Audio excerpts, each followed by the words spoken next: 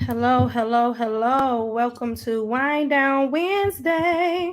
It's Wind Down Wednesday, y'all. Thank you for tuning in on YouTube, Facebook, and Twitch. If you like my post, please send likes, and make comments. Thank you, y'all. It's Wind Down Wednesday. So I'm just going to get straight to it. I'm kind of going to talk about a more serious topic today. So I will not be having a lot of wine today, but I wanted to show you the most beautiful cup that I got the other day from the store that I seen, and I just love it. It says Mom's Sippy Cup. Ain't that the truth? Mm-mm-mm. So it's Wine Down Wednesday, y'all. And so, of course, we have to have a good wine. Now, I already started, okay? I already started. But I have some Lake Erie Pink Catawba Ferranti. And this is what I'm having today. It is sweet. And it's not really sweet, though. You know, sometimes when you can have a Catawba wine, it can be too sweet. But this one is not one that's really sweet. It's just right. It's like the perfect balance, right? And it's 11% alcohol. And if you haven't tried it, it's kind of popular. But if you haven't tried it, it's a Catawba that I like. But I'm just going to have a little bit today. Not too much, just a little bit.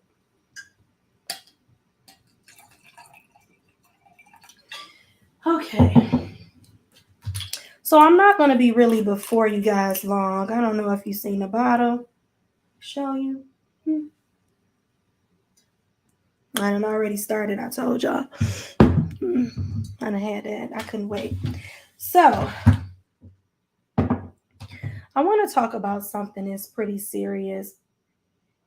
And I wanted to just get straight to it. I didn't even play my song, y'all, but it's okay.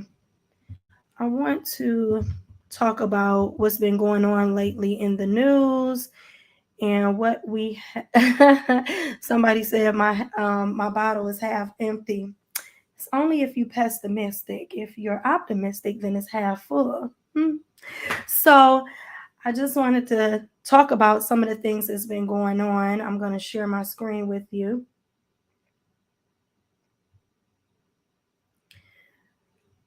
So I'm going to read this, guys, because, you know, unless you haven't been watching TV at all and you don't watch the news at all, then you wouldn't know about what has been going on. But I wanted to speak on what has been going on in the news with the Nashville shooting of these six beautiful souls right here. And someone posted, they said, there are no words for an event like this. It is unimaginable. I think of the parents who spent time hanging out and playing with these children, their kids over the weekend, just to drop them off at school on a Monday morning, not knowing that it would be the last time they see their child alive. It is truly heartbreaking. A school is supposed to be a safe place. And I'm just going to stop right there because I don't want to talk about um you know, I don't want to really showcase, what, the person that, you know, took out this atrocity and who did this terrible act, right? I don't really want to focus on that, but I want to focus on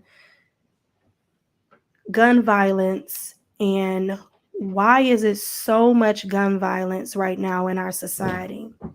Um, I have I have a family. I come from a family that have lost family to gun violence. I lost my brother to gun violence. I've been open and candid about that.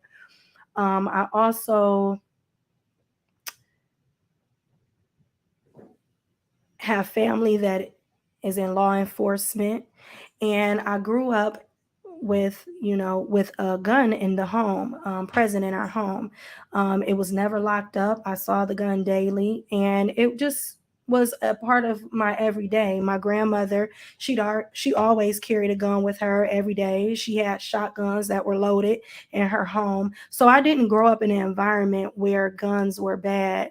Um, I also carry a gun, have a gun, and I've been hearing people say lately that we should ban guns and guns are the problem and guns, they want to get rid of guns, right? And they need tougher gun laws. And even though I do agree that we do need tougher gun laws, I really think that there's an issue around gun violence that we keep skipping over. And I don't hear politicians talking about, and I don't hear people speaking on this topic as much. And I think that this is the root cause of what is going on and why we're seeing so much violence just across the board. We live in a violent society. I have not, you turn on the news and you see it's completely and totally depressing because all you see is violence everywhere, death, destruction, fighting, killing, murder. It's just, it's overwhelming. And it's it's absolutely ridiculous, and a lot of it is based on what we see in our culture. But I want to talk about, people are, protesting, and they're fed up with the gun violence. They're fed up with the fact that something so innocent as sending your children to school is leading to a situation where your children are, you're getting a phone call saying your child is dead and not coming home. This is going to school is a part of our culture. It's a part of your day-to-day activities for most children. It is a vital experience and a part of their growth and development. And this is something that it's supposed to be a fun time and a time where you're learning and growing and learning things about yourself. And it has become a fear for our children to do something as simple and should be as easy as eating dinner together as a family, but instead it's becoming something that our kids are afraid of. In my opinion, guns are a symptom, but not the disease. I think we talk about gun violence and we're talking about, oh, we got to get rid of guns, but gun violence is just the disease. And I mean, gun violence is the symptom, but mental health is the disease. Um, in our culture, we have an inability to provide adequate mental health services to our community, and especially to impoverished communities or communities that lack resources that are needed. Guns do not kill people, people kill people. And if there were no guns, people would be stabbing people to death or beating people to death. And I know people are going to say, what about countries where they have tough gun laws or no guns at all? And when you look at these countries, most of these countries have universal health care, which we don't. And because of it, we are in a situation where we have a lot of guns, but we are not dealing with the mental health issues that people deal with from day to day. The purpose of guns are to be able to protect. Originally, the purpose of guns was to be able to protect yourself and your property. Taking guns away is almost impossible. It's an impossible task to think that you can take guns away from everybody, every American. And it's our right to bear arms. It's our right to have guns and carry guns. And it shouldn't be a problem. The problem comes in when we concentrate on having guns instead of concentrating on the mental health issues that are surrounded and how easy it is to get a gun. When you think about the average 18-year-old can buy a gun, but they can't drink alcohol, that is a problem. It is a problem when it is easier to buy a gun but not a beer. It's a problem when we know your frontal lobe, which is responsible for your decision making, is not completely developed until after 25, but we still think it's okay to have guns at 18. That is the problem. When we look at, and not just mental health, even though it has a big part to do with it, we have so much trauma in our community. I asked my children the other day, and I said to them, I said, hey, have any of you lost any friends? And my daughters are 15 and 10. I asked them, I said, have you lost any friends to gun violence? And I was so shocked and surprised that my 10-year-old say, oh yeah, a kid in my school was shot last year. And I didn't know anything about it. And I was just completely appalled. Like, what happened to kids going outside playing? What happened to our kids? I mean, when I was a child, I didn't know any. I mean, well, I lost my brother, but before that, I wasn't surrounded by death. I didn't know many people who had, until my family was a victim of it. I never knew about any gun violence or people dying. I literally thought, guns were for police officers and law enforcement or to protect your home, but I never correlated guns with hurting a person that was not, quote unquote, a bad guy. um Trauma is real, and a lot of our family and a lot of our children are experiencing secondhand trauma. They're even experiencing firsthand trauma because of the experiences that they're going through. But I say secondhand because even if violence is not in your home, you are surrounded by it. The minute you turn on social media, the minute you turn on a TV or you turn on a video game, they're constantly being surrounded by violence or some type of simulated violence. And when you are playing violent video games constantly, when you're um, looking at music videos with people with, or social media with people are playing with guns or shooting people, or just hearing constant acts of violence occurring in your neighborhood, like the Cleveland Remembrance page is constant. Children, teenagers was shot, killed, murdered, shot, killed, murder. It's constant. And when you see this type, and even at the hands of law enforcement, when you're constantly seeing this type of thing happen as a child, how traumatizing is it for your adolescent brain to receive all of these messages of death, doom, and destruction? How are our children coping with this? They're not. They're dealing with trauma every single day, and it is causing our children at an earlier age to have mental health issues. And again, even my children, I had no clue that both of my children had experienced a loss of a friend or a class member through gun violence. This is absurd, and it's something that we need to do something about. If we did simple things like concentrate on raising the age in which a child or a 18-year-old, because I say an 18-year-old is still a teenager, 18, if we raise the age in which people could purchase guns, it would make a huge difference on the impact of gun violence, in my opinion. We have been, and also crimes happen a lot of time, even when you're looking at the criminal element of it, right?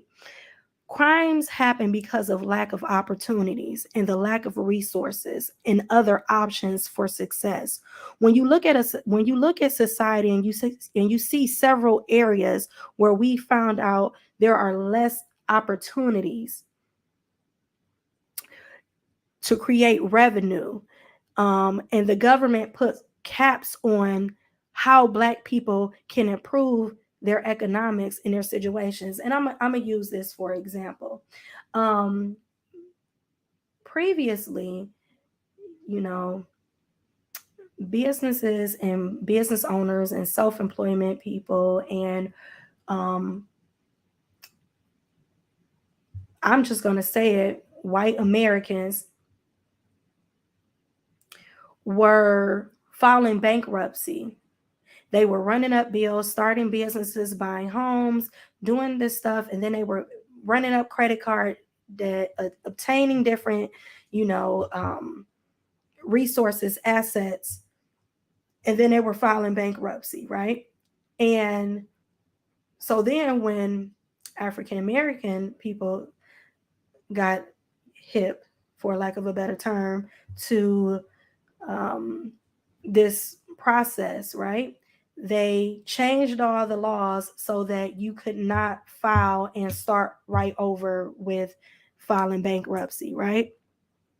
Um, when drugs were pumped heavily through our community, um, and um, young adults were trying to, even though they, with ill gain, they were trying to take their money that they got with ill gain and turn it into something that was substantial and positive that they could benefit from long term.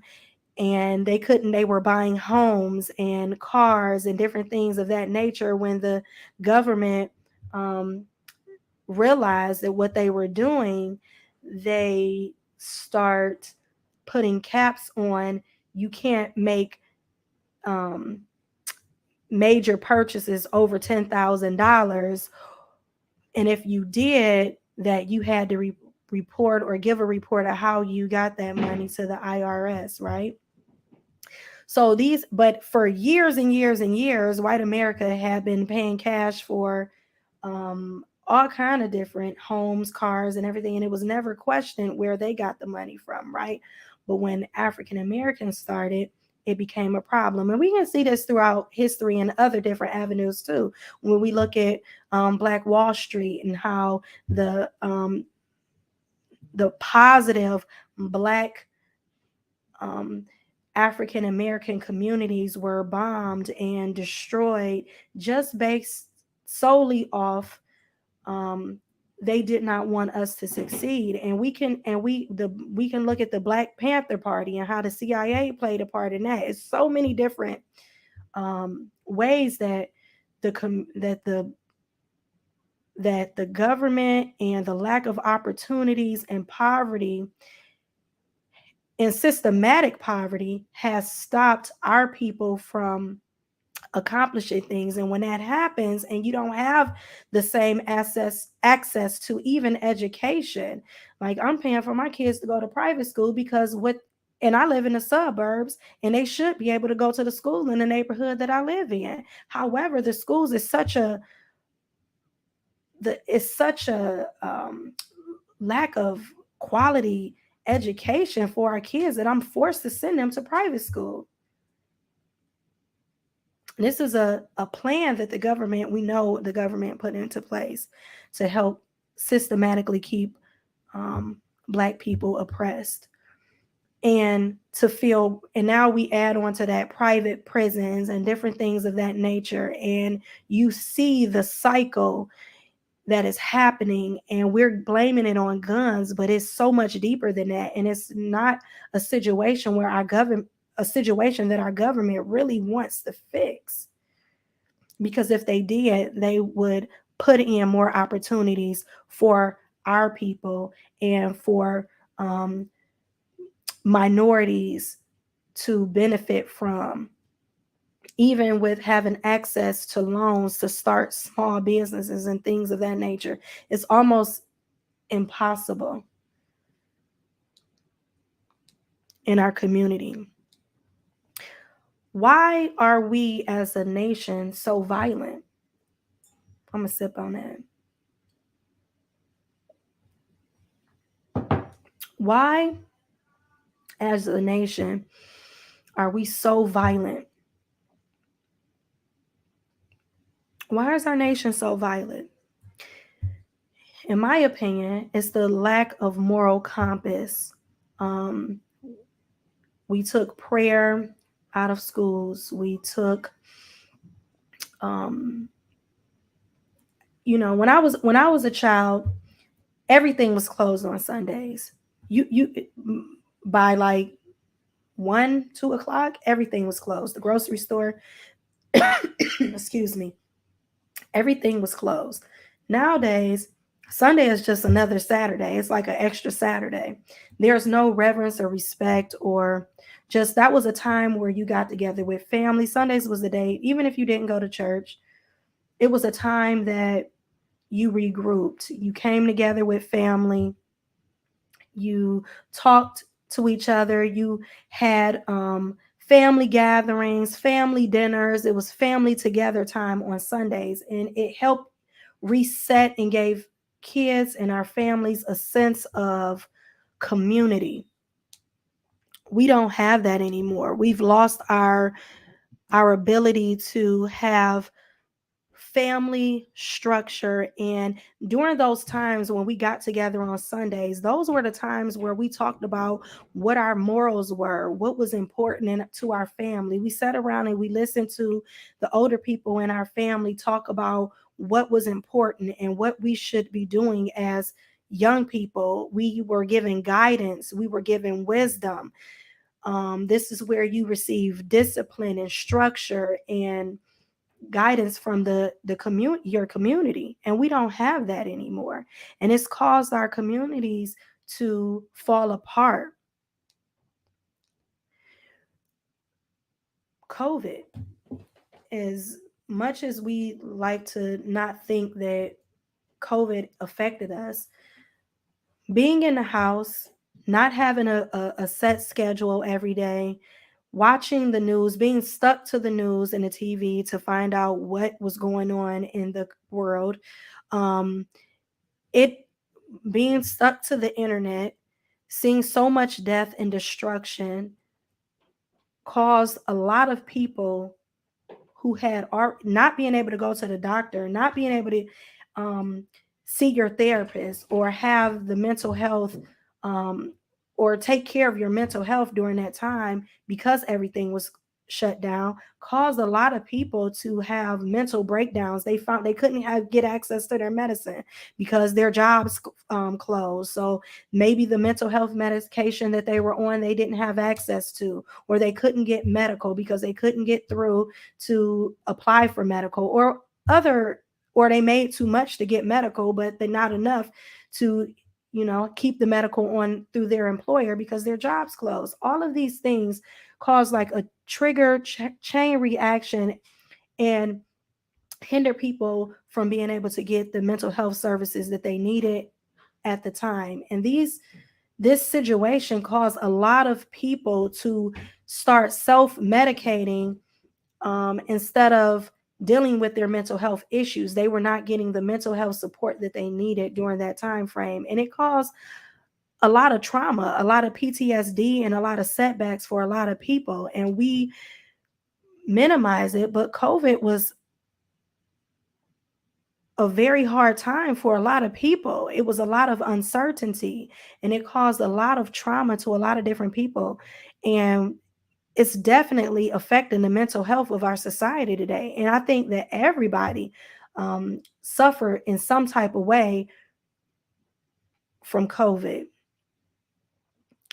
I just want to say, I said I wasn't going to be before you guys long, and I didn't have a lot to cover, but I just wanted to talk about it because I just feel like it was it's getting ridiculous.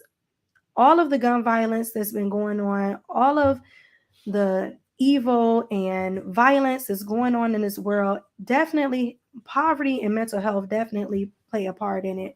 We definitely need better access, more access, to healthcare and mental health services in our community. We don't have the access to mental health care that we need. I want to say that guns do not kill people. People kill people. If there were no guns, people would be stabbing people to death or beating people to death. And I know people are going to say that, you know, guns is the problem, but it's not just guns. We have to get to the root of the problem. And once we get to the root of the problem, then we'll be able to address some of these issues in our country. Getting rid of guns will not solve the violence problem in America. We have to do better with one another. We have to have a better moral compass. We have to get together and teach our kids wisdom. We have to bring back family structure and family unity, because those are the things that are going to cause us to repair the damage that has been done through all the society issues that we've been dealing with. I want to thank you for tuning in. I hope that this was positive. I hope that you take something away from it. I hope you go back to your community and talk about, and if you know people that need mental health services, or if you know somebody that is suffering or depressed, or have suicide tendencies, or, you know, is angry, or a child that is going through something, because we live in a world, in a society where everybody is bullying everyone. If you see this happening, be the change that you want to see. Talk to somebody, write to your local representatives and let them know, like, hey, we need better mental health services in our community. We need access to better mental health services in our community.